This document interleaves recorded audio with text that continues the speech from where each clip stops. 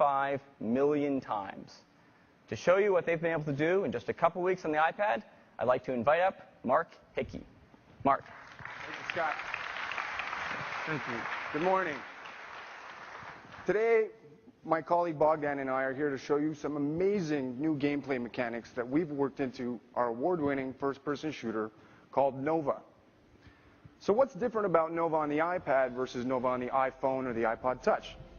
Well, when you hold the device in your hands, you'll see the display is just huge, which makes the game immensely fun to play. But the size also gives you a lot more flexibility when it comes to controlling the game. For example, I can slide the D-pad up and down the side of the screen.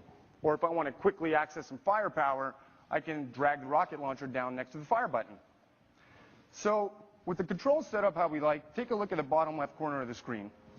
We've added a mini-map, and you can stretch the mini-map out across the screen just by dragging the corner with your finger. When we do that, you'll notice that there's this red dot on the screen. This tells us that there's an enemy nearby. Well, another cool feature that we've added is that now you can slide 2 fingers across the screen to throw grenades, like so.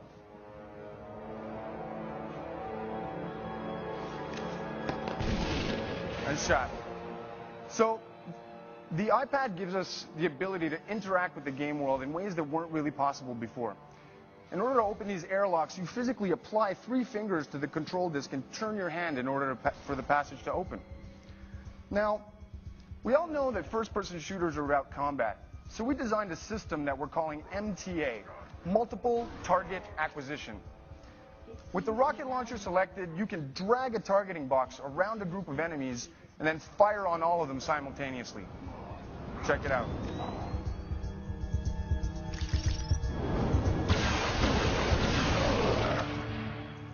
Definitely useful when you're outgunned and outnumbered.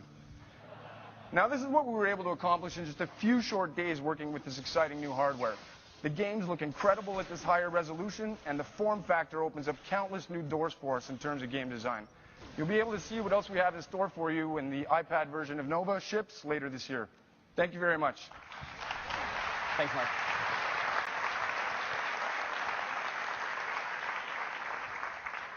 Great stuff. Next up, the New York Times. The New York Times has been publishing a newspaper for more than 150 years. It's commonly referred to as the paper of record, with a huge readership both nationally and internationally.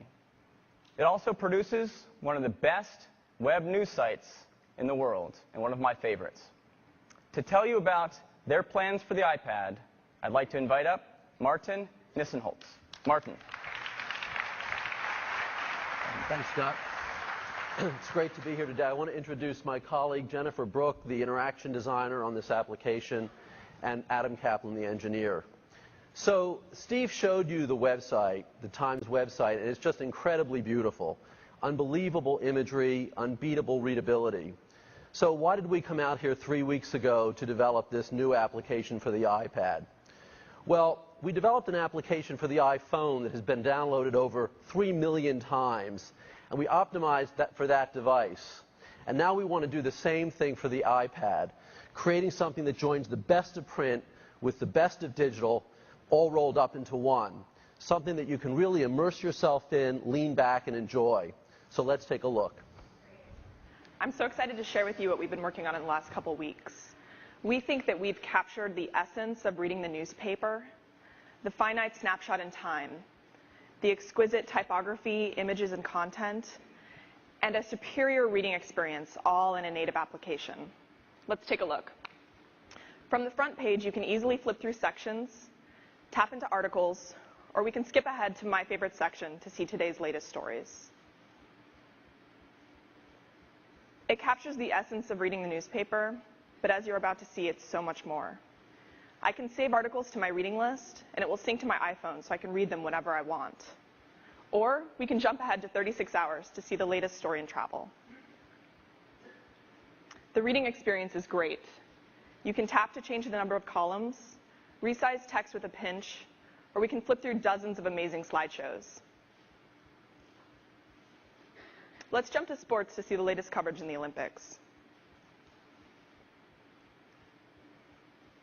It's an incredibly physical sport. In my opinion, skier cross athletes are some of the best skiers on the planet.